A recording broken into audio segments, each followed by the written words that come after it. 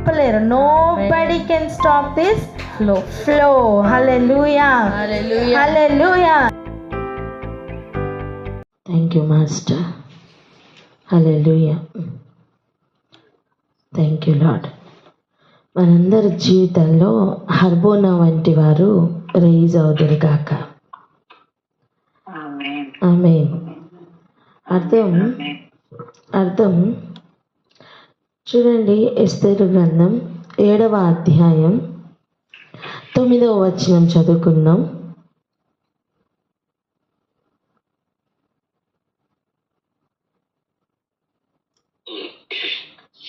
ఎస్తేరు గ్రంథం 7వ అధ్యాయము 9వ వచనము. రాజు ముందర నుండి షండులలో హర్బోనా అన్నప్పుడు ఏలినవాడ చిత్తగించుము.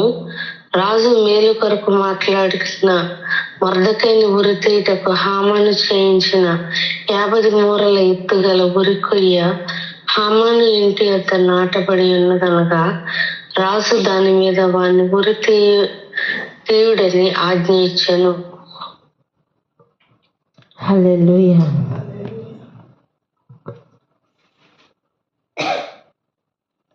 ఇంతవరకు ఉన్న అనుభవాలు వేరు, ఇక ముందు ఉన్న అనుభవాలు వేరు. ఎందుకంటే ఎస్తేర్ యూదుల పక్షాన యూదురాలిగా, ఇంకా యూదులు అందరూ కలిసి ఉపవాస ప్రార్థన చేసి ముందుకు కదులుతున్న తర్వాత ఇంతకు ముందు ఉన్న పరిస్థితులు వేరుగా ఉన్నాయి. ఇక అప్పటి నుంచి ఉన్న పరిస్థితులు వేరుగా ఉన్నాయి. ఎందుకు అంటే చుట్టూ ఉన్నవారు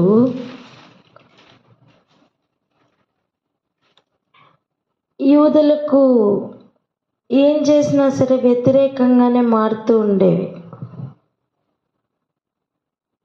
మనం చదువుతూ వస్తున్నాం కదా,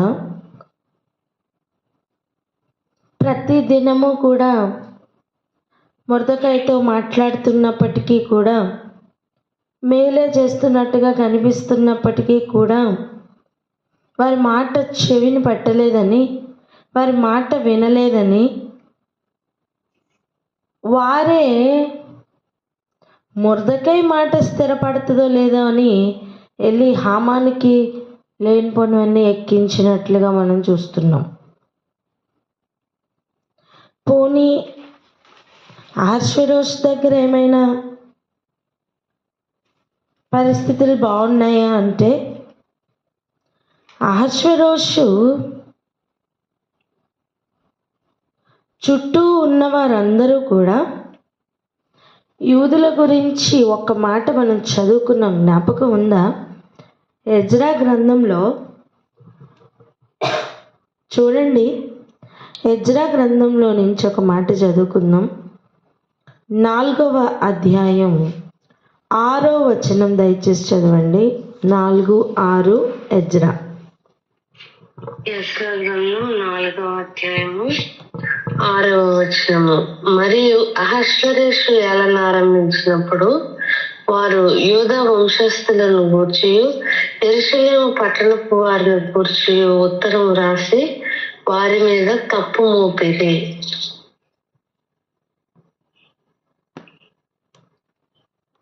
స్తోత్రం. అహష్వేరోషు ఏలన ఆరంభించినప్పుడు అంటే అహష్వేరోషు పరిపాలన మొత్తంలో ఎలా ఉందట? వారి యూదా దేశస్థుల గూర్చియు యెరూషలేము పట్టణం గూర్చియు ఉత్తరము రాసి వారి మీద తప్పు మోపిరి. కొంతమంది ఇదే పనిలో ఉండేవాళ్ళు. ఏ పనిలో ఉండేవాళ్ళు? యూదా దేశమా, ఇంక వాళ్ళ మీద తప్పు మోపడమే. అర్థమవుతుందా? యెరూషలేము వంశస్థుల ఇక వీళ్ళకి ఆహారం దొరికినట్టే. ఇప్పుడు మీడియాలో కనుక ఏదైనా ఒక హాట్ టాపిక్ దొరికిందనుకోండి, 3-4 రోజులు ఇంకా దాని గురించే ఎలా వేస్తారు రికార్డింగ్. వేస్తారా లేదా? చెప్పండి, వేస్తారా లేదా? ఆ? అలా అలా యూదా దేశస్థులు, ఇశ్రాయేలీల వారు, ఆ వంశస్థులందరూ కూడా వీరికి హాట్ టాపిక్ అన్నమాట. ఇంకా అహష్వేరోషు వింటున్నాడు కనుక ఇక చెప్తూనే ఉండేవాళ్ళు, చెప్పువారు చెప్తూనే ఉండేవాళ్ళు. వాళ్ళకి ఎప్పుడూ వ్యతిరేకంగానే చెప్తూ ఉండేవాళ్ళు, వాళ్ళ మీద ఎప్పుడూ తప్పులు మోపుతూనే ఉండేవాళ్ళు. నిజంగా వాళ్ళ ప్రమేయం ఉన్నా లేకపోయినా, అంటే యూదుల ప్రమేయం ఉన్నా లేకపోయినా, యెరూషలేము వంశస్థుల ప్రమేయం ఉన్నా లేకపోయినా వారి మీద తప్పులు మోపువారు ఎల్లప్పుడూ ఉంటూ ఉండేవాళ్ళు. నేనేమంటున్నానంటే, అలాంటి పరిస్థితుల్లో కూడా ప్రార్థన పరిస్థితులను మార్చిందంటున్నాను. ఆమేన్. ఎలా మార్చింది తెలుసా? అదే అహష్వేరోషు యొక్క రాజు యొక్క చుట్టూ ఇప్పుడు యూదా వంశస్థులకు, యెరూషలేము వంశస్థులకు వ్యతిరేకంగా మాట్లాడట్లా. ఇప్పుడు ఈ హర్బోనా అను ఒకడు హామానుకు వ్యతిరేకంగా మాట్లాడడం ప్రారంభించాడు. గమనించారా?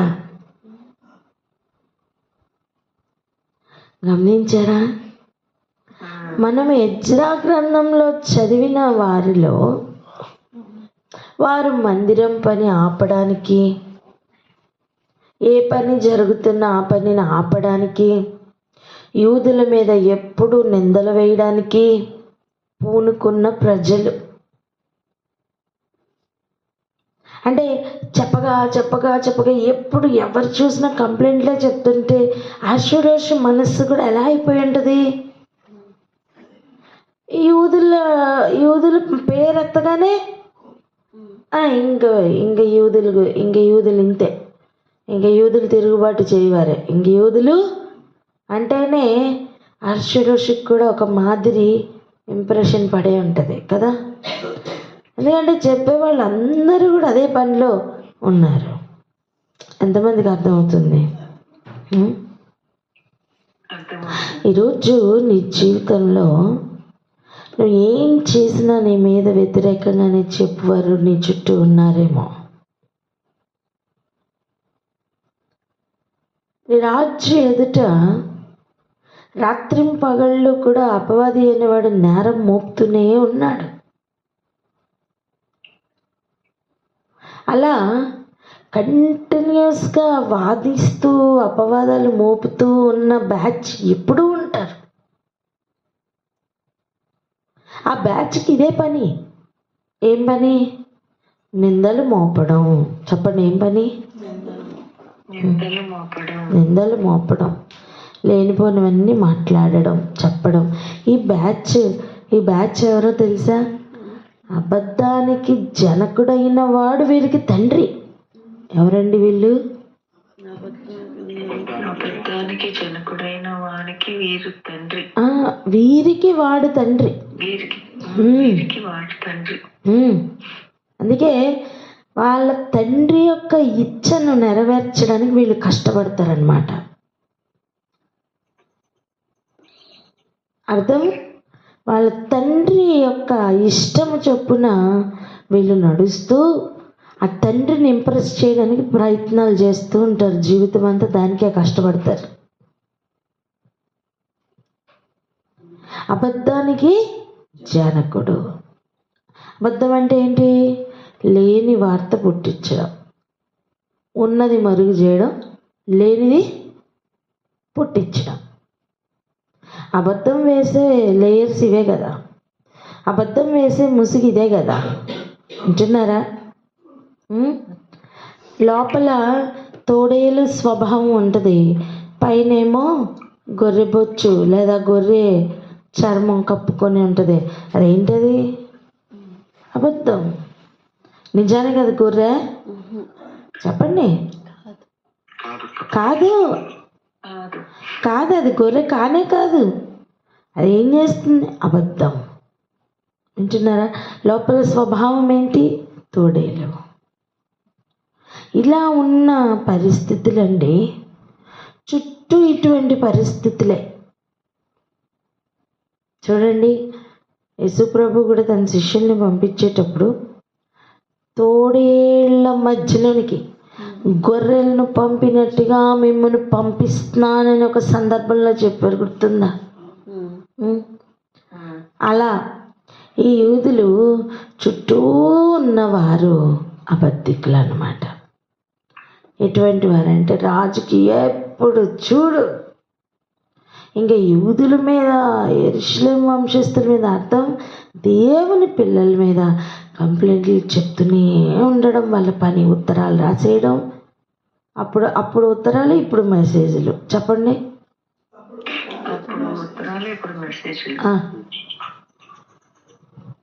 చెప్పండి. అప్పుడు ఉత్తరాలు, ఇప్పుడు మెసేజ్లు అని చెప్పండి.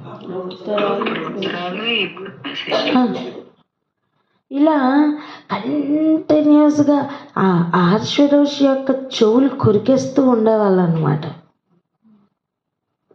ఈ చెవులు అలా నెగిటివిటీ విని విని విని విని విని ఎలా ఉండింటుందో కదా. కానీ అలా నిండుకుపోయిన పరిస్థితుల్లో కూడా పరిస్థితులను మారుస్తున్న దేవుడు. హల్లెలూయా. మీరు గమనించండి, ఈ షండులలో ఒకడా, యూదులలో ఒకడా?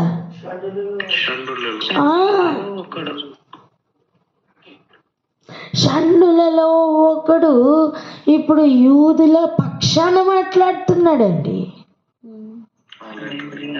ఆమేన్. ఇంతవరకు నీ పక్షాన నిలబడడానికి ఎవరు లేరేమో, ఇదిగో హర్బోన వంటి వారు లేచుదురుగాక. ఆమేన్. కరెక్ట్ టైం చూసుకొని, అర్థమవుతుందా? ఆ మంచి జ్ఞానంతో దేవుడే నింపారు అంటాను నేను. ఆ సరి అయిన సమయానికి చూడండి, మిరకల్ కూడా లైస్ ఇన్ టైమింగ్ అని ఒక స్టేట్మెంట్ చదివాను నేను. Miracle lies in timing. ఆ కరెక్ట్ టైంకి జరిగితేనే అది మిరకల్ అవుతుంది. అర్థమైందా? అలా miracle worker will assign miracle workers అంటున్నాను నేను. ఆమేన్. అంటే గేమ్ చేంజర్స్ అన్నమాట వీళ్ళు. వీళ్ళెవరు? హల్లెలూయా. అప్పటి వరకు ఓటమి దిశగా వెళ్తూ ఉంటుంది, సడన్గా యూటర్న్ అన్నమాట. హల్లెలూయా. హల్లెలూయా. నిరీక్షణ కోల్పోయి కదులుతున్న అనేక మందికి ఇదిగో నిరీక్షణ పుట్టించు శుభవార్త ఇది. ఆమేన్. ఏ హోప్ లేకుండా కదులుతున్న వారికి హోప్ పుట్టిస్తున్న మాట. ఆమేన్. ఎంతవరకు ఎడ్జ్ ఆఫ్ ద లైఫ్ వచ్చినంత వరకు కూడా పోరాడుతూ నీ మీద అబద్ధాలు దాడి చేస్తుంటే నువ్వు సత్యమే అయినప్పటికీ కూడా నిరూపించుకోలేని స్థితిలో ఉన్నావు. చూసావా? హర్బోనం వంటి వారు ఆ రాజు సముఖంలోనే నీ పక్షాన సడన్గా మాట్లాడువారు దేవుడు పంపించినట్టుగా ఒక గేమ్ చేంజర్గా, ఒక మిరకల్ వర్కర్గా పని చెయ్యబోతున్నారు. రిసీవ్ చేసుకుంటున్న వారు ఈ అద్భుతాన్ని చూస్తారు. నేను ఇది ఎటువంటిది తెలుసా? ఎలా జరిగిందో నాకు తెలియదండి, ఇది ఎలా అయిందో నాకు తెలియదండి అంటాం చూసారా? అలా ఇది ఎలా జరిగిందో కూడా తెలియకుండా జరగబోతున్నాయి. ఆమేన్. నిజానికి షండులలో ఒక్కడు అని ఇక్కడ రాయించారు కాబట్టి తెలిసింది. కానీ బయట ఉన్న మొర్దెకాయికి కానీ బయట ఉన్న యూదులకి కానీ ఇది ఇలా జరుగుతుందని, హర్బోనా ఇలా మాట్లాడతాడని ఏమైనా ప్లాన్ చేసుకున్నారా? ఏమైనా వాళ్ళకి తెలుసుంటుందా? తెలీదు. సడన్గా తాకీదులన్నీ మారిపోయేటట్లుగా ఒక మాట రిలీజ్ అయిపోయింది. రాజు నోట్లో నుంచి ఒక మాట రిలీజ్ అయిపోయింది. ఏమని తెలుసా? 50 మూరల ఎత్తుగల ఊరికోయి హామాను ఇంటి వద్ద నాటబడి ఉన్నదని చెప్పగానే రాజు ఏమన్నాడో తెలుసా? దాని మీద వానిని ఉరి తీయుడి. హల్లెలూయా. సో ఇప్పుడు ఆజ్ఞ ఎలా వెనక్కి బయటకు వస్తుంది చెప్పండి. చూడండి 10వ వచనమే. కాగా హామాను మొర్దెకాయికి సిద్ధం చేసిన ఉరి కొయ్య మీద వారు అతనినే ఉరి తీసిరి. నేను ఏమంటున్నానంటే ఉరి తీసిన వారిలో హర్బోనా ఉంటాడు. ఆమేన్. హల్లెలూయా, హల్లెలూయా. నీ పక్షాన మాట్లాడుతున్న వారు ఎవరు లేరేమో నాన్న. మేలే చేస్తున్నాను కదా, ఎందుకు నా మీద ఇలా మాట్లాడుతున్నారని కృంగిపోతున్నావు కదా. ఎంత ఓర్చుకుంటున్నావు కదా. నా బాధ ఎందుకు ఎవరికి అర్థం కావట్లేదని కృంగిపోతున్నావు కదా, నలిగిపోతున్నావు కదా. ఎలాగైతే సంఘంతో నీ క్రియలు నాకు తెలుసు, నీ కష్టం నాకు తెలుసు అని ప్రభు మాట్లాడారో అదే రీతిగా ఈరోజు నీతో మాట్లాడుతున్నారు. ఎలా నలిగిపోతున్నావో, నీ ఒంటరి స్థితిలో నీ హృదయం ఎంతగా కలత పొందుతుందో, ఏ దిక్కు కనపడకుండా ఎటు వెళ్ళాలో తెలియక, నీ పక్షాన మాట్లాడేవారు ఎవరు లేక, నీ పక్షాన ఉన్నవారు కూడా నీకు వ్యతిరేకంగానే మాట్లాడుతూ, నీ పరిస్థితులన్నీ నీ చుట్టూ వ్యతిరేకంగా మారిపోయి ఉన్నాయా? అయితే ఈరోజు ధైర్యం తెచ్చుకున్నానా? ఈరోజు ధైర్యం తెచ్చుకో. ఆ రోజు ఎస్తేర్ జీవితంలో, మొర్దెకాయి జీవితంలో, యూదుల జీవితంలో అపవిత్రత మాత్రమే పరిపాలన చేస్తున్నట్టుగా కనిపిస్తున్నాం బబులోనులో. ఇలా పరిస్థితులను మార్చే గేమ్ చేంజర్స్ ఎలా అయితే ఉన్నారో, నా జీవితంలో కూడా ఇలాంటి వారు ఇదిగో ఉంటారు. ఈ నూతన సంవత్సరం కొరకు ప్రిపేర్ అవుతున్నావు కదా, నూతన కార్యాల కొరకు కూడా ప్రిపేర్ అవ్వు. ఆమేన్, ఆమేన్. మీకు అనిపిస్తుందా? మీకు ఎంత ఇంపార్టెంట్ సిచ్యువేషన్ కనిపిస్తుందా? హామాను ఇంకా సిద్ధపరిచిన ఆ ఉరి కొయ్య మీద మొర్దెకాయిని ఉరి తీయించమని అడగడానికి అక్కడ హామాను నిలబడ్డాడు. అండ్ హామాను ఎదురుగుండానే ఈ మాటలు చెప్తున్నాడండి. హర్బోనా తీసుకున్న డేర్ స్టెప్ ఎటువంటిదో మీరు గమనించండి. ఇది హామాను గనక ఎవరు లేనప్పుడు వెళ్ళి ఏకాంతంగా రాజుతో మాట్లాడి మంతనాలు చేస్తున్నట్టుగా హర్బోనా చెయ్యట్లా. హామాను అక్కడే ఉన్నాడు ముసుగు వేసుకొని. ఆ హామాను ఎదురుగుండానే హర్బోనా నోరు విప్పాడు. నేనేమంటున్నా తెలుసా? ఒక యూదుడు కూడా నోరిప్పలేని సమయంలో ఒక షండు నోరిప్పాడు. ఆమేన్.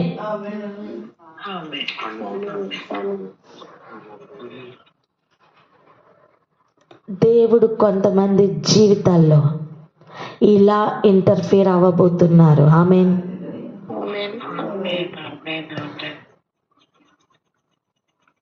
ఈరోజు ఇక్కడే ఆగి ప్రార్థన చేసుకుందాం.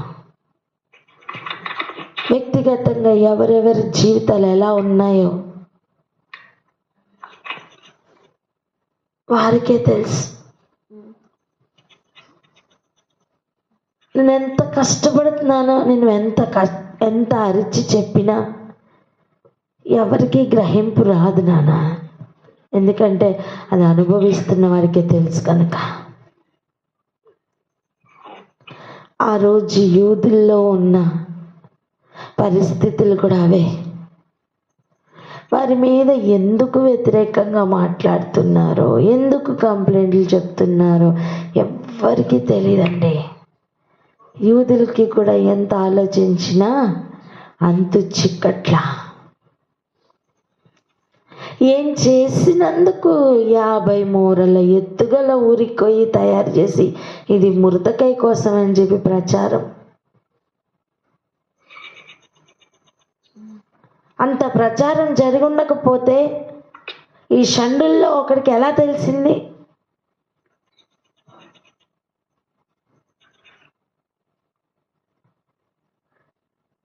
వాడిని ఏం చేస్తానో చూడండి అని చెప్పి హామాను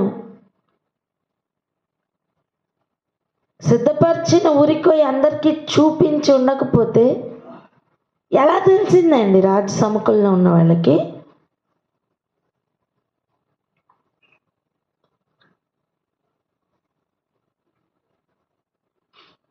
ఈరోజు నువ్వు అనుభవిస్తున్న పరిస్థితులు ఆ రోజు ఆల్రెడీ అనుభవించారు పెద్ద స్కేల్లో. వారికి ఎలా అయితే దేవుడు విజయంను ఇచ్చారో, ఇదిగో నా జీవితంలో కూడా దేవుడు అలాగే విజయంను ఇవ్వబోతున్నారు. ఆమేన్. ఒక్కటే నాన్న, ఒక్కటే, నువ్వు నేను ప్రిపేర్ అవ్వాలి.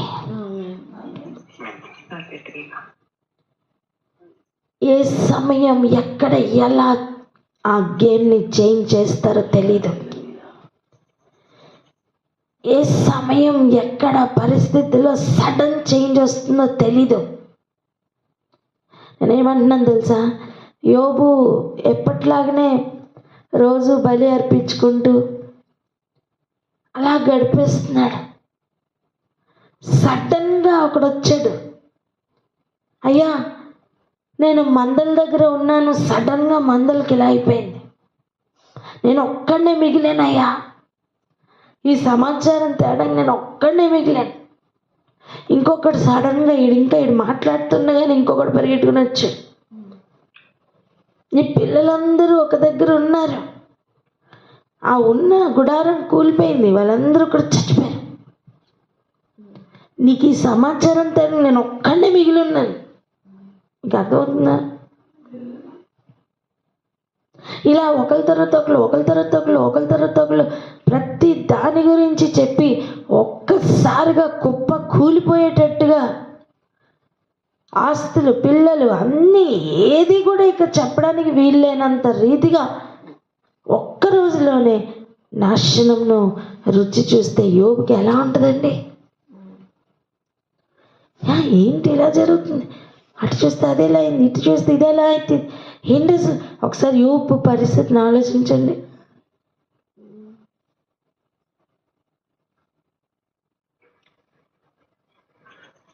ఇంతవరకు అలాంటి పరిస్థితులు విన్నావేమో. ఇంతవరకు ఏది ముట్టుకున్నా అవ్వలేదు, చెయ్యలేదు, కాలేదు, అవ్వలేదు, ఇవే మాటలు విన్నావేమో. అక్కడి దాకా వచ్చింది పోయింది, ఇక్కడి దాకా వచ్చింది పోయింది, చేతికి రావాల్సింది కూడా తప్పిపోయింది. ఇటువంటి మాటలే విన్నావేమో. ప్రయాస, నీ కష్టం అన్నీ కూడా ఎప్పుడు వ్యర్థమైపోతూ ఉన్నాయేమో.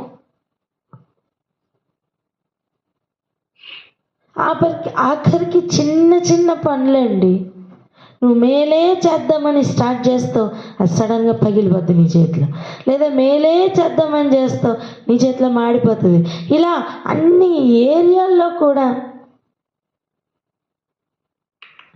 పరిస్థితులన్నీ నీకు వ్యతిరేకంగానే కనిపిస్తున్నాయేమో. ఇదిగో ఈ సంవత్సరం నుండి, ఈ క్షణము నుండి పరిస్థితుల్లో మార్పు కలుగును గాక. ఆమేన్.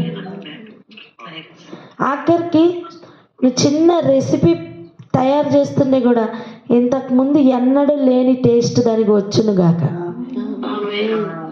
ఆమేన్. మీకు అర్థమవుతుందా? అంత చిన్న విషయం దగ్గర నుంచి ఇంతవరకు నువ్వు ఏది ముట్టినా అది పగిలిపోవడము, లేకపోతే ఏదో ఒకటి జరిగేవేమో. కానీ ఇక్కడి నుంచి నువ్వు అక్కడ ఉన్నావంటే అదొక బ్లెస్సింగ్గా ఉండాలి. ఆమేన్. పాడైపోతున్నవి కూడా బాగయ్యే రీతిగా మారిపోతాయి. ఆమేన్. ఆ ఎండ్ టైంలో, ఆ ఎడ్జ్ టైంలో హర్బోనా వంటి వారిని దేవుడు అక్కడ ప్రవేశపెడుతున్నారు. ఆమేన్. మీకు అర్థమవుతుందా? ఒక్క సిచ్యువేషన్ కాదండి, ఒక్క సిచ్యువేషన్లో కాదు, ఈచ్ అండ్ ఎవ్రీ ఏరియాలో. ఈరోజు ఎవరు నమ్ముతున్నారో వారు అది చూడబోతున్నారు.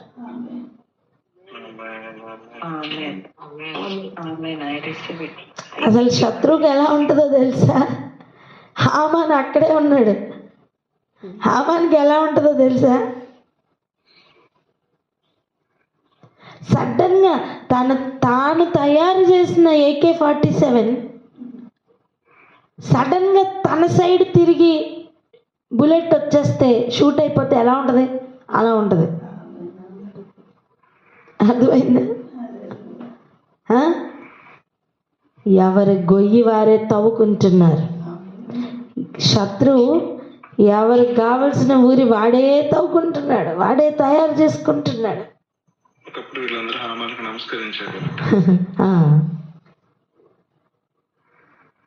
మరి రాజు ఇచ్చిన స్థానం అటువంటిది. అందరికంటే ఉన్నతమైన స్థానం ఇస్తే అందరూ సాష్టాంగ నమస్కారం చేసిన వారే. అలా పరిస్థితులన్నిట్లోని కూడా ఒక సడన్ చేంజ్ని మనం రుచి చూడబోతున్నాం. ఆమేన్. నీ పక్షాన ఉన్నవారు నీ గురించి మాట్లాడి నీకేదో మేలు చేస్తే అది వేరే. అర్థమైందా మీకు? అలా కాదు, శత్రు పక్షాన ఉండి ఉన్నట్లుగా కనిపిస్తారు, లేదా రాజు దగ్గర ఉన్నట్టుగా కనిపిస్తారు, కానీ వారు నీకే తెలియకుండా నీ పక్షాన నిలబడబోతున్నారు. ఆమేన్. ఈవెన్ వారు చేసిన మేలు ఎలా జరిగిందో కూడా ఇప్పుడు నీకు తెలియకపోవచ్చు, కానీ ఒక దినం రాబోతుంది. ఎలాగైతే కుడి పక్కన ఉన్నవారు, ఎడం పక్కన ఉన్నవారు మేమేం చేసామయ్యా అంటే, యేసు ప్రభు ఒకప్పుడు మీరు నాకు నీళ్ళు ఇచ్చారు, ఒకప్పుడు మీరు నాకు ఆహారం లేకపోతే ఆహారం పెట్టారు అని చెప్తే, మేమెప్పుడు చేసామయ్యా అని కొంతమంది ఆశ్చర్యపోతుంటే, నువ్వెప్పుడు వచ్చావయ్యా మేమెప్పుడు ఇవ్వలేదు అని కొంతమంది ఆశ్చర్యపోతున్న ఆ సమయం ఉంది చూసారా? అలాంటి ఆ తీర్పు సమయంలో ఇదిగో దేవుడు నిలబెట్టిన హర్బోనా వంటి వారు బయటకు వస్తారా? ఇది ఎలా జరిగిందో నాకు తెలీదు అంటే, ఇదిగో ఇలా జరిగిందని మరలా దేవుడు స్క్రీన్ వేసి చూపిస్తారు. ఆమేన్. ఏమండి, ఈ లోక మహిమలు, ఈ లోక రాజ్యములన్నీ కూడా ఒక్క నిమిషంలో చూపించడం అపవాదికి సాధ్యమైతే, ఏం జరిగిందో చూపడం మన దేవునికి సాధ్యం కాదా? ఆమేన్. జరిగిపోయిన కళ నెబుకద్నెజర్ మర్చిపోతే దాన్ని మరలా అసలు నెబుకద్నెజర్ ఏం ఆలోచించుకొని పడుకున్నాడు అని దగ్గర నుంచి చూపించడం దేవునికి సాధ్యం. ఆ రోజు దానియేలుకి భూమి మీద అయితే అసలు భూమి మీద ఏం జరిగింది, ఎలా జరిగింది ఇది అని నువ్వు సందేహంలో ఉంటే దేవుడు నీకు చూపించరా అంటున్నాను నేను. నిరీక్షణ పుట్టించు మాట ఈరోజు నీ చెవున పడుతుంది. లక్ష్య పెట్టు. ఇంతవరకు ఇలా జరిగిపోద్దేమో, అలా జరిగిపోద్దేమో, ఇంక నేనేం చెయ్యాలి, అలా ఇలా అని ఆలోచించిన మనకి సడన్గా పరిస్థితుల్లో మార్పులు రాబోతున్నాయని చెప్తుంటే ఎలా అని ఆలోచన చెయ్యకుండా జస్ట్ బిలీవ్ అంతే. పరిస్థితులు ఎంత వ్యతిరేకంగా కనిపిస్తాయి తెలుసా? అంటే ప్రకృతికి న్యాచురల్గా మనం అనుకుంటున్న వాటికి ఇలాగే జరగాలి అనుకుంటే కాదు, ఇది వేరే విధంగా జరుగుతుంది. ఎలా తెలుసా? ఒక గుడ్డివాడు ఒకరోజు ఉన్నాడు. ఆయన దగ్గరికి యేసు ప్రభు వచ్చి మట్టిలోని ఆయన ఉమ్ము కలిపి కళ్ళకి రాసి అక్కడ వెళ్ళి కడుక్కో అని చెప్తే అది చూస్తున్న వారికి పిచ్చెక్కిపోయి ఉంటుంది.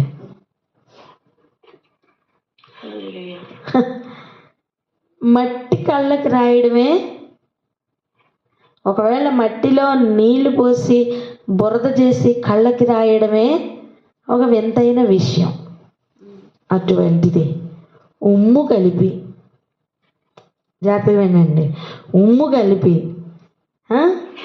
ఆ బురదను కళ్ళకి రాసి మళ్ళీ దాన్ని వెళ్ళి అక్కడ కనిపిస్తున్న ఆ నీళ్ళల్లో వెళ్ళి కడుక్కో అని చెప్తే ఎలా ఉంటుంది? ఎంత అన్యూజువల్గా ఉంటుంది. నీ మిరకల్ కూడా అంత అన్యూజువల్గా రాబోతుంది. ఆమేన్. అర్థమేంటో తెలుసా? ఏది చెప్పితే అది చేయడానికి రెడీ అవ్వు. ఆమేన్. ఏది చెప్పితే అది చేయడానికి రెడీ అవ్వు. నీ క్యాలిక్యులేషన్స్లో ప్రభు చెప్పరు, నువ్వు అనుకున్నట్టుగా ప్రభు చెప్పరు అంటున్నా నేను. నయమాన్ అనుకున్నాడు ఆ రోజు, నా తల మీద చేయి పెడతాడు, నాకు ఇలా చేస్తాడు, అలా చేస్తాడు ఎలీషా అని. చేశాడా అండి? కనీసం బయటికి రాలా, కనీసం బయటికి కూడా రాలా. నేను ఇంత పెద్దవాడిని, నేను ఇంత గొప్పవాడిని, అసలు నా కింద ఇంత బెటాలియన్ ఉంది, ఎన్ని ఫీలింగ్స్ పెట్టుకున్నా సరే లోపల నుంచి మాత్రం బయటికి రాలా. నేను అంటాను, నువ్వు అనుకున్నట్టుగా కార్యం చెయ్యరు అని నిరూపించడానికే మేబీ ఎలీషా బయటికి రాలేదేమో. ఈరోజు నీతో నాతో ప్రభు కూడా మాట్లాడుతున్నది అదే నాన్న. మనం అనుకున్నట్టు పరిస్థితులు జరగవు, బట్ దేవుడు సడన్గా ఏ ఏరియాలో పరిస్థితులు మారుస్తారో ఆయన మారుస్తానని చెప్పి వాగ్దానం ఇచ్చినవాడు నమ్మదగినవాడు. ఆమేన్. రెండు విషయాలు జ్ఞాపకం చేసుకోండి. ఒకటి, సడన్ చేంజెస్ వస్తున్నాయి. రెండు, నువ్వు అనుకున్నట్టుగా రావు. అర్థమవుతుందా? నీకే తెలీదు ఈ సమయంలో ఎక్కడ ఎలా మాట్లాడాలో. హర్బోనా వంటి వారిని దేవుడు ఆల్రెడీ అక్కడ పనిలో ఉంచారని.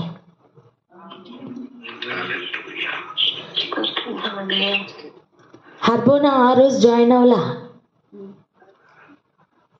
హర్బోనా ఎప్పటి నుంచి ఉన్నాడు రాజు దగ్గర?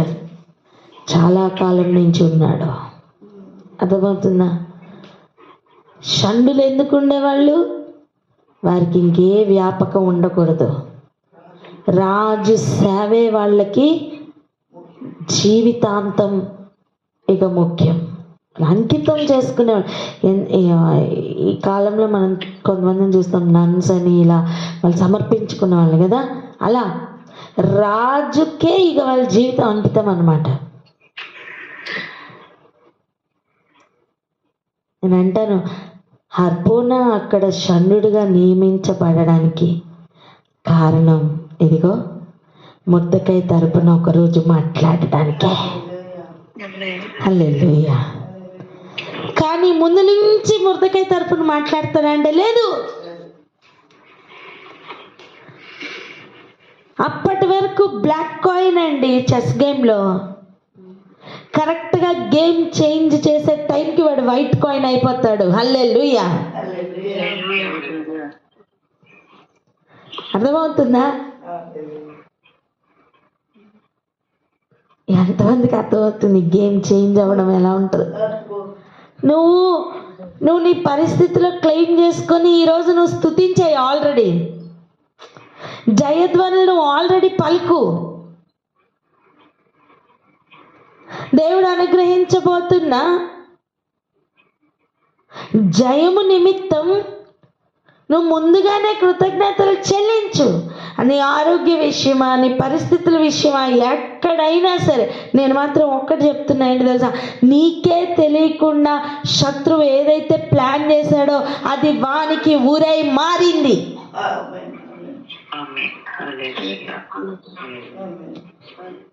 ఇది నీకు తెలిసి జరిగిన వాటి మీద కాదు, నీకు తెలిసినవి, నీకు తెలియని వాటి మీద కూడా ఈ జయమును నువ్వు చూస్తున్నావు అంటున్నా. నీ చుట్టూ ఎన్ని పన్నాగాలు పన్నాడో అపవాది, నీకు ఏం తెలుసమ్మా? నీకు తెలుసా యాక్సిడెంట్స్ కూడా అపవాది ప్లాన్ చేస్తాడని?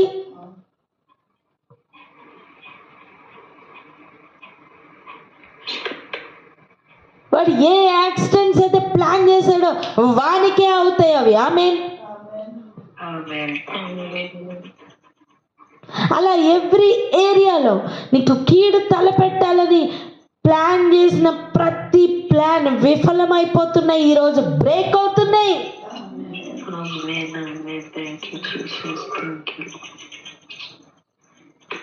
నమ్మిన వారు మహిమను చూచుదురు గాక.